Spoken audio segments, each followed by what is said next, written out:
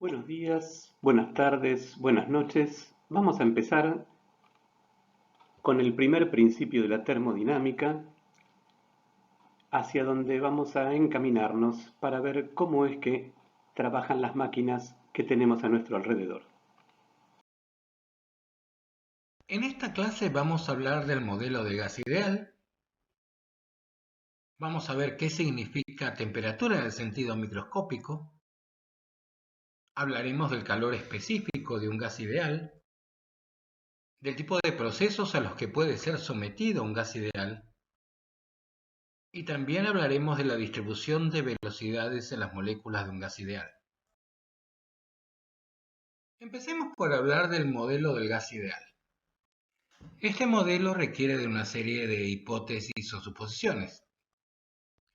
La primera es que el número de moléculas debe ser muy grande y deben estar entre ellas muy separadas en comparación con el tamaño de la molécula, es decir, la densidad del gas debe ser baja. La siguiente suposición es que las moléculas se mueven en forma aleatoria, con una distribución de velocidades que no cambia. Además, las moléculas pueden chocar entre sí y contra las paredes del recipiente en choques perfectamente elásticos, pero no interactúan entre ellas, o sea, no ejercen ninguna fuerza a distancia unas sobre las otras. Por último, el movimiento de las moléculas obedece a las leyes de Newton. En términos simples, noten que las moléculas se van a comportar como pelotitas de ping-pong. Con estas hipótesis vamos a empezar a desarrollar el modelo del gas ideal. Lo que vamos a hacer es tratar de calcular una expresión para la presión de un gas a partir de los choques de las moléculas contra las paredes del recipiente. Imaginen un pedacito de área de tamaño A arbitrario de la pared. Lo que vamos a calcular es qué cantidad de movimiento transfieren las moléculas a la pared al chocar para poder calcular la fuerza que hacen sobre la pared. Notando que en realidad lo que nos va a importar es la componente, llamémosla X, de la velocidad de las moléculas, porque la componente paralela a la pared no va a aportar ninguna cantidad de movimiento. ¿Cuántas moléculas van a chocar contra ese pedacito de área en un diferencial de tiempo? Van a chocar las que tengan tiempo de llegar, o sea, las que estén contenidas en un volumen de área A y que tenga una longitud que sea la velocidad x por el diferencial de tiempo. Si las moléculas chocan en forma elástica contra las paredes del recipiente, ¿cuál va a ser la variación de la cantidad de movimiento? Bueno, si la variación de la cantidad de movimiento es cantidad de movimiento final menos cantidad de movimiento inicial, la cantidad de movimiento final es m por bx y la cantidad de movimiento inicial menos m por bx porque va en dirección contraria. O sea que la variación de la cantidad de movimiento va a ser 2 por m por bx. Y si lo consideramos para las n moléculas que tengan esa velocidad x, eso nos da 2m por bx por nx, donde n mayúscula es la cantidad de moléculas que tienen esa velocidad x y están en ese volumen.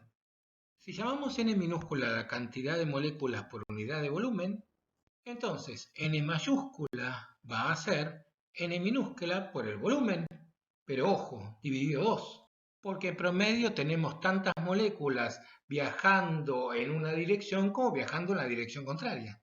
Si reemplazamos n mayúscula x en nuestra ecuación de variación de la cantidad de movimiento, obtenemos, despejando la fuerza, que esta es igual a la masa de cada molécula por el área de la que hablábamos, por la cantidad de moléculas por unidad de volumen, por la velocidad x al cuadrado.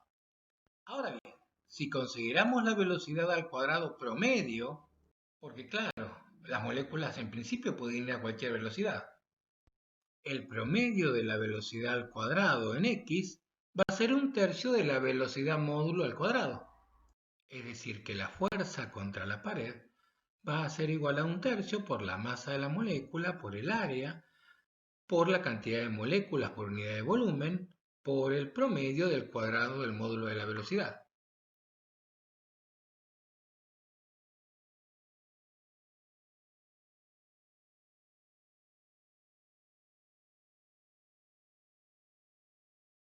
De manera que la presión es igual a 2/3 por el número total de moléculas sobre el volumen del recipiente por 1/2 de la masa por la velocidad cuadrado promedio.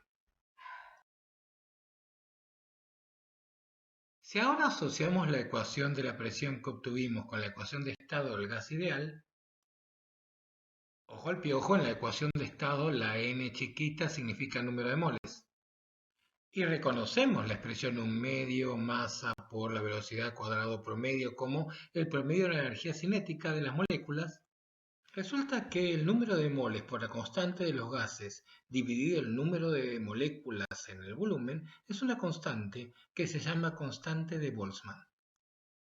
Lo que queda es que la energía cinética media va a ser igual a 3/2 por la constante de Boltzmann por la temperatura. Y ahora nos dirá dónde encontrar a la princesa. ¡Nunca! Tengo muy buenos tormentos para soltarle la lengua. ¿Ha oído hablar del tormento chino que utiliza cuñas de bambú caliente enterrado en las uñas? No, parece interesante. ¿Cómo funciona? Se meten las cuñas de bambú ardiente. Ah, sí, lo vi en el cine en Aventuras de ¡Bobo! Birmania. Ejecuta el tormento chino de bambú ardiente bajo las uñas. ¡Ah! A él, estúpido, no a mí. Y no vayan a pensar que esto se terminó acá. Continuamos en el próximo video.